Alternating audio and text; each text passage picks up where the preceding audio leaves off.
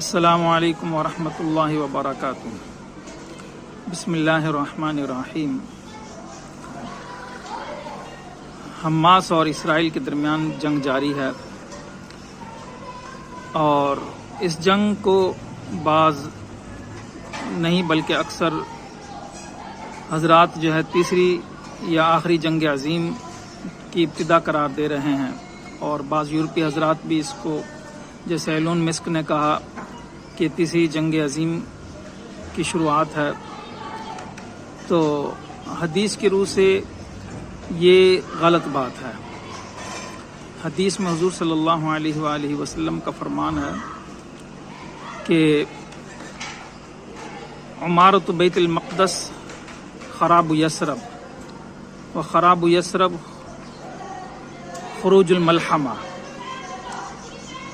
تو جس کا مفہوم یہ ہے کہ بیت المقدس کی جب آبادی ہو جائے گی، بیت المقدس جو پرشان اور بلند و بالا عمارتوں والا اور بڑی آبادی والا ملک ہو جائے گا، تو مدینے کی ویرانی شروع ہو جائے گی، اور جب مدینے کی ویرانی شروع ہوگی تو پھر جنگ عظیم شروعات ہو جائے گی۔ تو ابھی یہ دیکھا جائے تو یہ جو جنگ چل رہی ہے، اس کو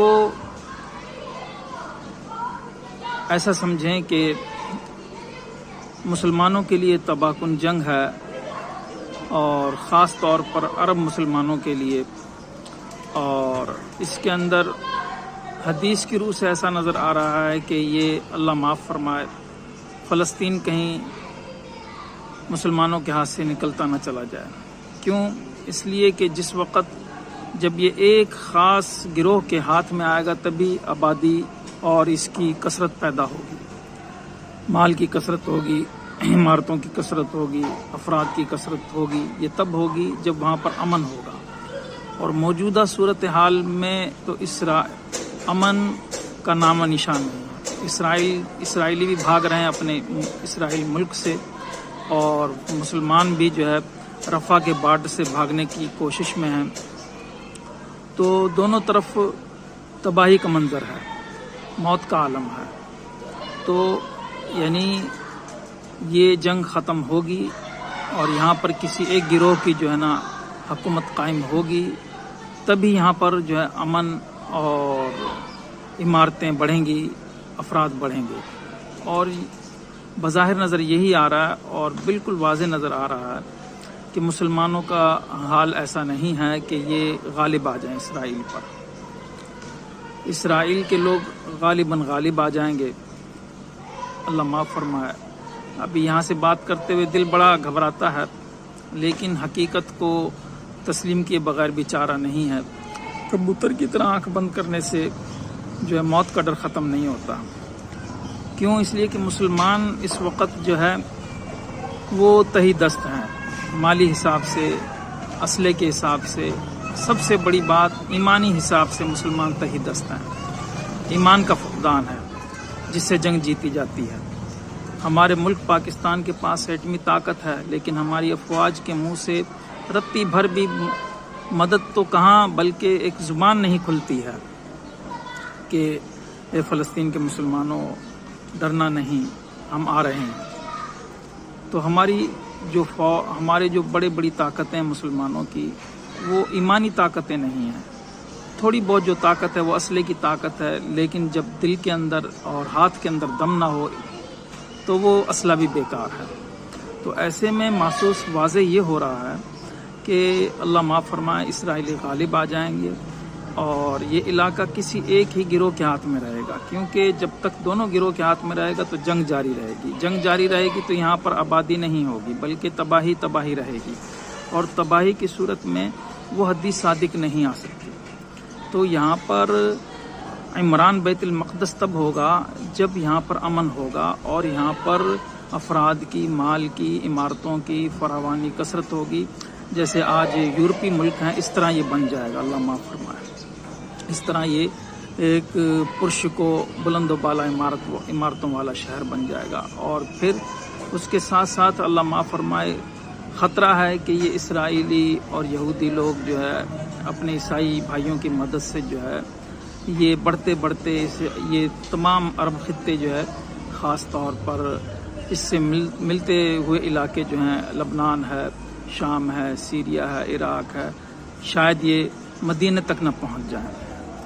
اور ہمارے عرب مسلمانوں کا یہ حال اللہ معاف فرمائے، جب کویت کی جنگ تھی تو اس وقت جو ہے عرب لوگ جو ہے نا اپنے ملکوں میں، اپنے علاقوں میں جو وہاں سے سینکڑوں میل دور ہیں، وہ بھی جو ہے اپنے گھروں کو تالا لگا کر جو ہے یورپ کی طرف بھاگ رہے تھے۔ جس وقت جنگ شروع ہوتی ہے تو ہمارے عرب بھائی جو ہے عیاشی میں ایسے مدہوش ہیں اور جنگ سے اتنے خوفزدہ ہو جاتے ہیں کہ فوراً بھاگنا شروع ہو جاتے ہیں۔ اور یہی بات ہے حدیث کی تعبیر ہے غالباً کہ فرمایا کہ خراب یثرب خراب ہونا شروع ہو جائے گا، یعنی کہ مدینے کو لوگ چھوڑتے چلے جائیں گے۔ غالباً میرا خیال ہے جنگ کے ڈر کی وجہ سے جو ہے یہ مدینے کو چھوڑتے چلے جائیں گے کہ جنگ کو اس طرح بڑھتا دیکھیں گے تو عرب لوگ یہاں سے نکلتے چلے جائیں گے۔ اور حدیث میں فرمایا کہ مدینہ اتنا ویران ہو جائے گا کہ میری مسجد جو ہے اس کے اندر جو ہے کتے بلی جو ہے گھومتے پھریں گے، یعنی اس قدر جو ہے ویران ہو جائے گا مدینہ۔ اللہ تبارک و تعالی مسلمانوں کے حال پر رحم فرمائے۔ تو جب مدینہ اللہ معاف فرمائے تباہ و برباد ہو جائے گا اور یہاں پر جو ہے لوگ نہ رہیں گے، اس کے بعد جو ہے جنگ عظیم شروعات ہوگی۔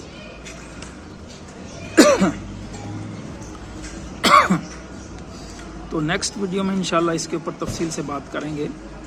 تو حاصل کلام اس ویڈیو کا یہ ہے کہ اللہ معاف فرمائے یہ تیسری جنگ عظیم کی ابتدا تو نہیں ہے، کیوں؟ اس لیے کہ تیسری جنگ عظیم کے متعلق حضور نے فرمایا کہ تم اور بنی روم آپس میں مل کر، مسلمانوں تم اور یعنی کہ یہ اہل کتاب آپس میں مل کر، جس کے اہل کتاب کے اندر یہ یورپی تمام لوگ آ گئے تقریباً، جس میں اکثریت جو ہے کرسچنوں کی ہے۔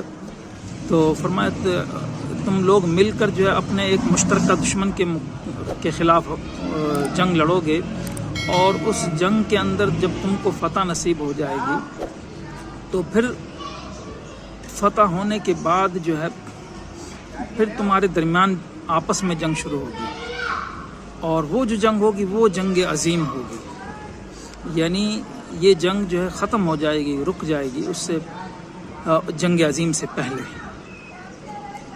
اللہ تبارک و تعالی معاف فرمائے۔ السلام علیکم ورحمۃ اللہ۔